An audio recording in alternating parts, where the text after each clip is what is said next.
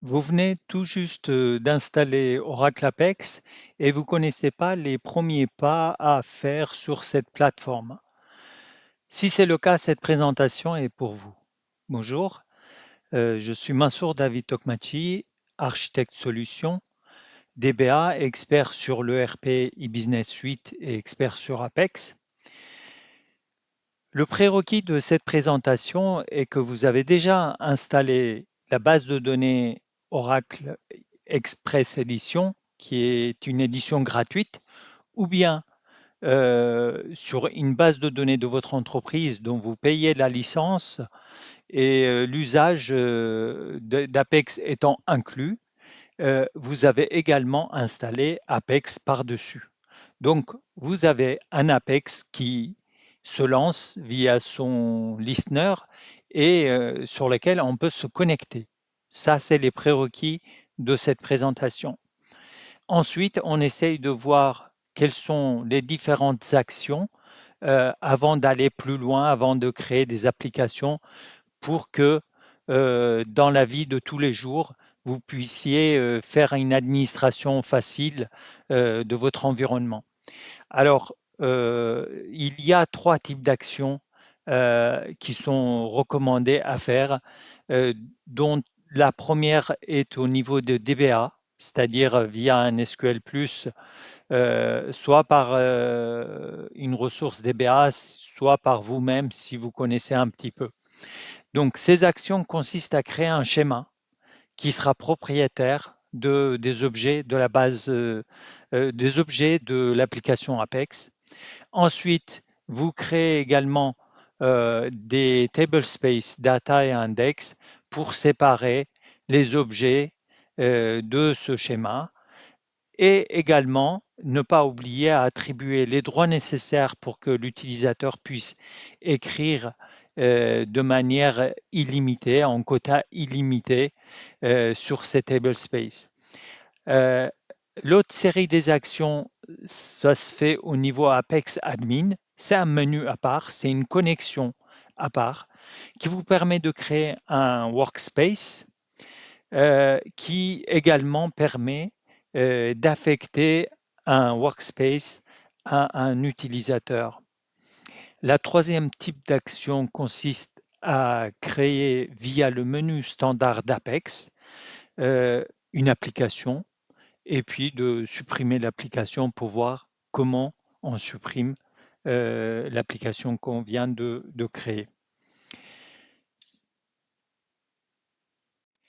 Me voici connecté sur ma base de données via SQL Developer, qui est un outil gratuit d'Oracle, et on essaye de voir quels sont les utilisateurs configurés dans cette base.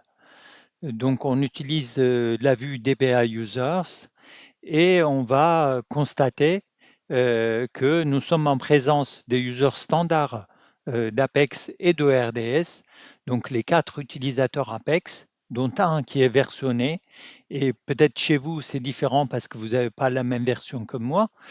Également 2 utilisateurs qui commencent par ERDS pour stocker les métadatas du listener. Heu et également, ici, vous voyez, je vais utiliser un utilisateur qui s'appelle Migora, qui est mon user spécifique. Ensuite, on va regarder les tablespace. On a 2 tablespace spécifiques guichets et 2 tablespace, pour Apex, guichet pour mes applications spécifiques et Apex que j'ai utilisé à l'installation, Apex Data et Apex File, pour stocker les métadatas de la plateforme Apex. Nous allons maintenant voir comment se connecter à Apex Admin pour effectuer les tâches dont on avait parlé au début. Pour ce faire, vous êtes obligé d'utiliser le workspace internal et le compte admin. Ces deux-là, vous n'avez pas le choix. Si jamais vous avez oublié le mot de passe d'admin, il est possible de remettre à jour ce mot de passe à tout moment via un script standard qui se trouve dans votre Oracle Home, le répertoire Apex et un script qui s'appelle apx-ch pwd.sql. Donc voici tous les scripts standards d'Apex qui sont fournis par Oracle et ce script apx-chpwd.sql qui permet de modifier le password d'Oracle. D'ailleurs, ce répertoire, vous en aurez besoin à chaque fois qu'il y a une mise à jour, une montée en version.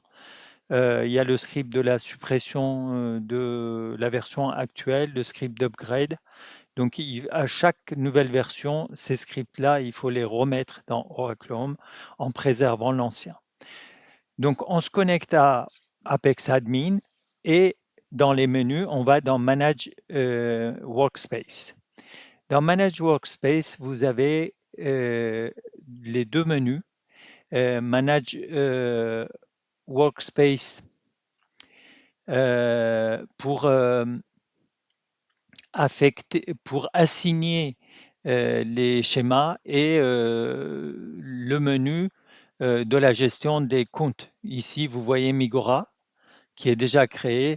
Sinon, vous utilisez ce bouton Create User, vous créez le nouveau user et ensuite, il faut l'assigner au workspace spécifique via ce menu. Si ce n'est pas fait, là, ici, c'est fait, l'association Migora et Guichet. Guichet, c'est notre workspace, Migora, c'est notre utilisateur. Sinon, vous faites Add schéma, vous suivez par quelques clics, il va vous proposer les workspaces existants. Vous choisissez, par exemple, votre workspace. Vous allez faire suivant et dans le menu suivant, vous avez les utilisateurs existants qui ne sont pas encore assignés à ce workspace. Vous assignez et le tour est joué. Donc là, dans mon cas, c'est déjà fait, donc je fais un cancel. Et on a effectué ainsi notre opération via Apex Admin et on se déconnecte. Nous voici dans la dernière partie de cette présentation qui consiste à se connecter au menu d'Apex Developer, Apex normal, et de créer une application et de supprimer l'application. Donc on va dans App Builder. Dans App Builder, vous retrouverez l'ensemble de vos applications déjà créées. Vous donnez un nom à votre application, ici premier pas. Apex vous attribue un numéro, un ID numérique disponible. On crée l'application et l'application est créée instantanément.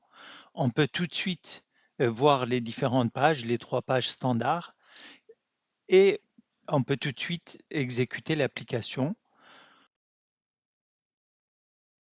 Vous pouvez constater que nous n'avons pas manipulé des fichiers, nous n'avons rien déployé et l'application est déjà disponible à l'exécution. Ça se passe comme ça pour les utilisateurs également. On se déconnecte de l'application et on va faire la dernière tâche qu'on avait proposée dans cette présentation qui consiste à supprimer l'application en utilisant Delete Application et il nous demande confirmation et voilà, le tour est joué. Merci d'avoir suivi cette présentation.